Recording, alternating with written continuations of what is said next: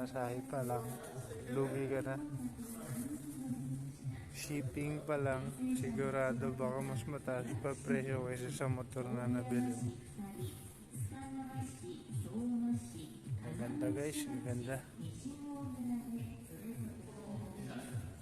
Kawasaki Ninja.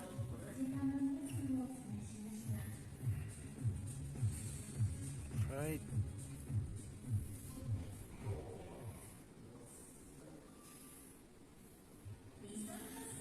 Mga brand new to guys, yung mga second hand sa labas guys, yung mga second hand sa labas.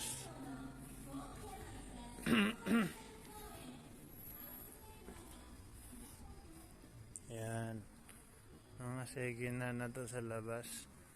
May mga PCX din gaya sa Pilipinas, NMAX version 1 PCX yung mga yan. Tama naman, mga bike dito sa Japan.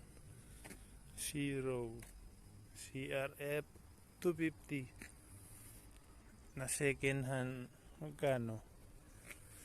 528,000 yen, siguro mga 200,000 pesos. Ito rin 250 cc na Harley Honda. Ito.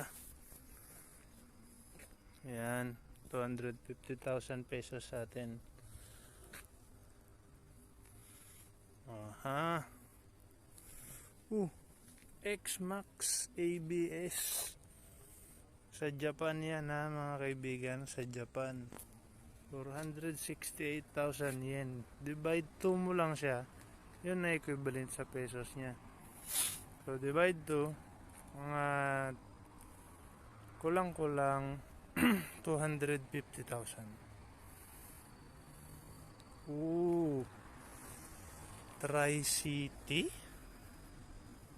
Yamaha. Ganun din, 500,000 yen, divide 2 ulit. So 200,000 pesos.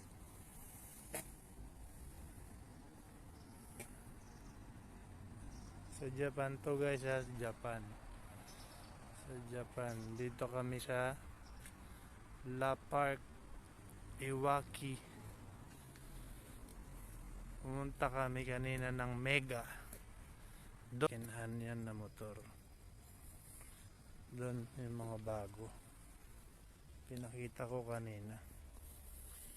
Tama naman yan, no? CB400. CB400.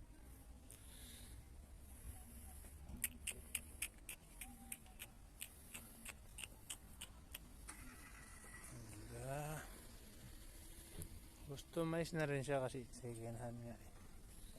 Nakasuwa shock siya. mga motor. Oh.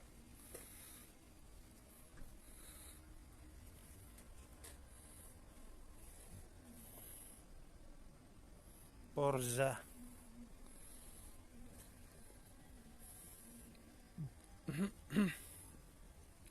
CB 1300cc. Yan siya. O, diba?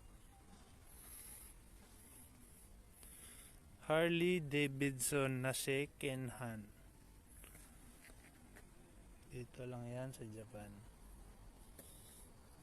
Oh, Harley din. Yung price, inquire lang sa loob kung magkano sa Japan. Sa Japan to guys, Iwaki.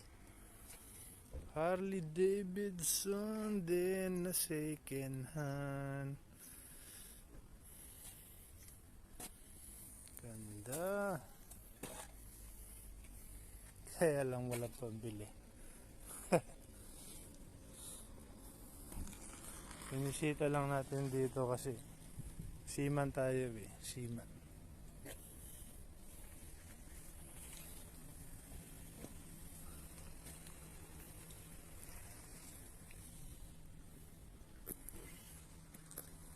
Doon yung mga tropa ko na iba. Titingin sila, nag-i-inquire. Doon kami galing kanina sa Mega, sa discount store dito. Sikat sa Japan. Okay guys, thank you.